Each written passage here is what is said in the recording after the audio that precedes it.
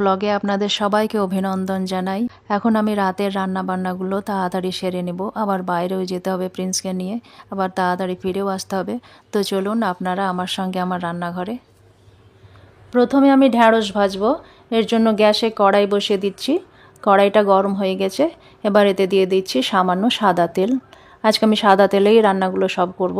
তেল গরম হয়ে গেছে, এবার এতে দিয়ে দিচ্ছি 4 থেকে 5 কোয়া রসুন কুচি, একটা মিডিয়াম সাইজের পেঁয়াজ কুচি আর 2টো কাঁচা লঙ্কা চেরা। এবার এই উপকরণগুলোকে গোল্ডেন ব্রাউন হওয়া পর্যন্ত ভেজে নেব। প্রায় গোল্ডেন ব্রাউন হয়ে গেছে, এবার এতে দিয়ে দিচ্ছি আগে থেকে ধুয়ে কেটে রাখা ঢ্যাঁড়সগুলো।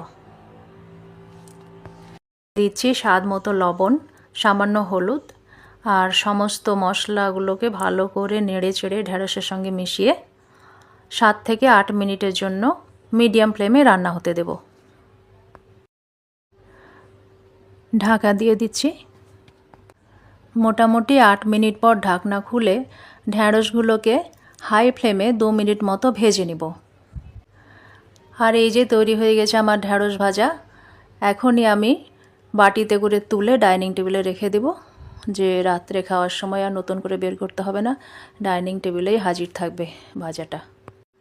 আর ওই একই কড়াইয়ে সামান্য তেল দিয়ে সামান্য অল্প করে কেটে রাখা করলাগুলোকেও ভেজে নেব। এতে কোনো মশলা দেব না, শুধু স্বাদ মতো লবণ আর হলুদ দিব।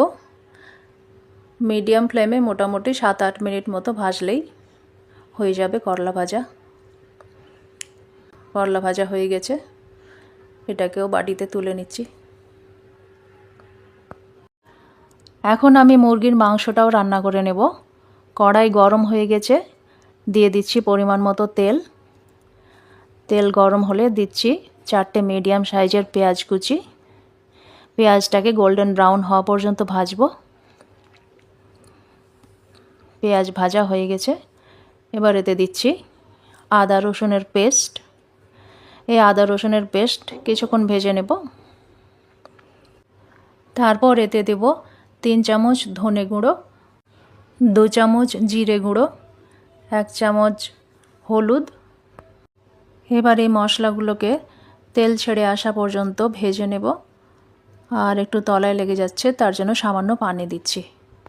মশলা ভাজা হয়ে গেছে, এবার ধুয়ে রাখা মাংসগুলো দিয়ে দিচ্ছি। আর এতে দেব 1 চামচ মতো লঙ্কা গুঁড়ো। মশলাগুলোকে মাংসের সঙ্গে ভালো করে মিশিয়ে মোটামুটি 5 মিনিট মতো ঢাকনা ঢেকে হাই ফ্লেমে রান্না হতে দেব। এতে মাংসের গায়ের যে পানি সেগুলো বেরিয়ে আসবে। লবণ দেওয়াটা রেকর্ড করা হয়নি, মাংস থেকে প্রচুর পানি বেরিয়েছে। এবার এটাকে মিডিয়াম ফ্লেমে কষাতে থাকতে হবে পানি মরে যাওয়া পর্যন্ত। মাংসটা প্রায় কষানো হয়ে গেছে, এখন সামান্য পানি দিয়ে দিচ্ছি। আমি গরম পানি দিচ্ছি, এতে টেস্টটা ভালো থাকে। 4টে চেরা লঙ্কা দিয়ে ঢাকনা ঢেকে 5 মিনিট মতো রান্না করে নেব। রান্না হয়ে গেছে মুরগির মাংস, বেশ সুন্দর হয়েছে কালারটা। আপনাদের কেমন লাগছে জানাবেন। আর রান্না বান্না সেরে কিছুক্ষণ রেস্ট নিয়ে আমি আর ওর আব্বু প্রিন্সকে নিয়ে একটু পার্কে এসেছি। ওকে প্রত্যেক দিনই ডাক্তার বাইরে নিয়ে যেতে বলেছেন, আজকে ছুটির দিন, ওর আব্বু বাড়িতে আছে, তাই পার্কটায় নিয়ে এসেছি। পার্কটা মোটামুটি দূরেই, খুব একটা দূরে নয়, তবে খুব একটা কাছেও নয়। অন্যান্য দিনগুলোতে আমি ফ্ল্যাটে বিভিন্ন জায়গায় ওকে একদিন করে নিয়ে যাই। কোনো দিন ছাদে নিয়ে যাই, কোনো দিন গ্রাউন্ড ফ্লোরে খেলে, আবার কোনো দিন চিলড্রেন প্লে এরিয়ায় নিয়ে যাই। ফ্ল্যাটের আশেপাশে একটু হাত ধরে ওকে ঘুরি, আর অন্যান্য বাচ্চার সঙ্গেও খেলে। তবে ও পার্কেই বেশি এনজয় করে। ওদিকে আবার তাড়াতাড়ি বাড়ি ফিরতে হবে, আর এদিকে আমাকে প্রচণ্ড টায়ার্ড লাগছে। তো বন্ধুরা, আজকের ভিডিও এই পর্যন্তই। দেখা হবে আবার পরবর্তী ভিডিওতে। ভিডিওটি কেমন লাগলো আপনারা কমেন্টের মাধ্যমে জানাবেন। ভালো লাগলে শেয়ার করবেন, সঙ্গে থাকবেন। আজকের মতো আসি তাহলে।